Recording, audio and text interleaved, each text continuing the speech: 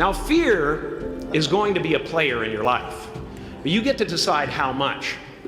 You can spend your whole life imagining ghosts, worrying about the pathway to the future, but all there will ever be is what's happening here, and the decisions we make in this moment, which are based in either love or fear.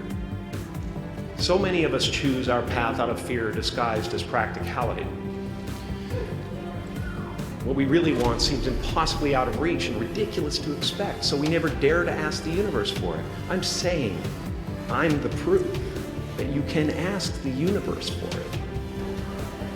My father could have been a great comedian, but he didn't believe that that was possible for him. And so he made a conservative choice. Instead, he got a safe job as an accountant. And when I was 12 years old, he was let go from that safe job. And our family had to do whatever we could to survive. I learned many great lessons from my father, not the least of which was that you can fail at what you don't want. So you might as well take a chance on doing what you love. It's not the only thing he taught me, though. You know, I watched the effect of my father's love and humor and how it altered the world around me. And I thought, that's something to do. That's something worth my time. When I was about 28, after a decade as a professional comedian, I realized one night in LA that the purpose of my life had always been to free people from concern, just like my dad. And when I realized this, I dubbed my new devotion the Church of Freedom from Concern. The Church of FFC.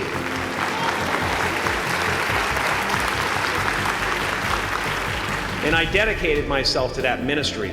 What's yours? How will you serve the world? What do they need that your talent can provide? That's all you have to figure out. As someone who's done what you're about to go and do, I can tell you from experience, the effect you have on others is the most valuable currency there is. Because everything you gain in life will rot and fall apart, and all that will be left of you is what was in your heart. My choosing to free people from concern got me to the top of a mountain. Look where I am. Look what I get to do. Everywhere I go. I'm going to get emotional because when I tap into this, it really is extraordinary to me. I did something that made people present their best selves to me wherever I go. Your need for acceptance can make you invisible in this world.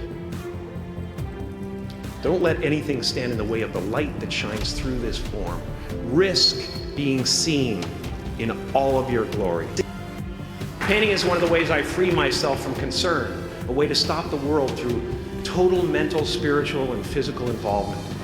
But even with that comes a feeling of divine dissatisfaction.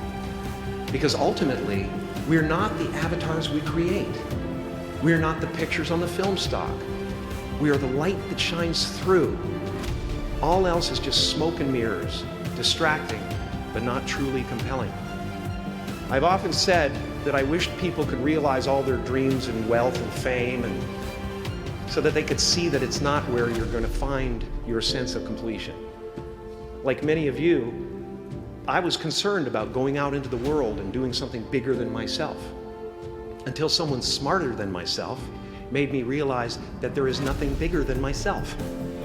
The imagination is always manufacturing scenarios, both good and bad, and the ego tries to keep you trapped in the multiplex of the mind.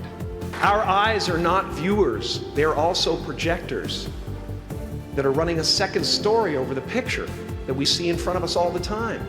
Fear is writing that script, and the working title is, I'll Never Be Enough. Now you're gonna look at a person like me and say, how could we ever hope to reach those kind of heights, Jim? How can we make a painting that's too big for our home? How do you fly so high without a special breathing apparatus? This is the voice of the ego. And if you listen to it, there will always be someone who's doing better than you. No matter what you gain, ego will not let you rest. It will tell you that you cannot stop until you've left an indelible mark on the earth, until you've achieved immortality. How tricky is this ego? that it would tempt us with the promise of something we already possess. As far as I can tell, it's just about letting the universe know what you want and working toward it while letting go of how it comes to pass. Your job is not to figure out how it's going to happen for you, but to open the door in your head. And when the door opens in real life, just walk through it. Don't worry if you miss your cue, because there's always doors opening. They keep opening. And when I say life doesn't happen to you, it happens for you, I really don't know if that's true. I'm just making a conscious choice to perceive challenges as something beneficial so that I can deal with them in the most productive way. You'll come up with your own style. That's part of the fun. You are ready and able to do beautiful things in this world. And after you walk through those doors today, you will only ever have two choices: love or fear. Choose love, and don't ever let fear turn you against your playful heart.